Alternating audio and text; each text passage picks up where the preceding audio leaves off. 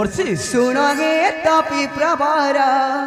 पुत्र पद्मसेन वध करे शंकरा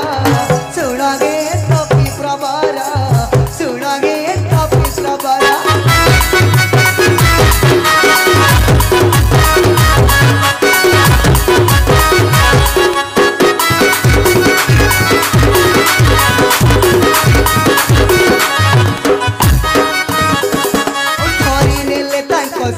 कुमार मिठाने बिगिले दंडनी कर धरी नेले तांको सिखी कुमार मिठाने बिगिले दंडनी कर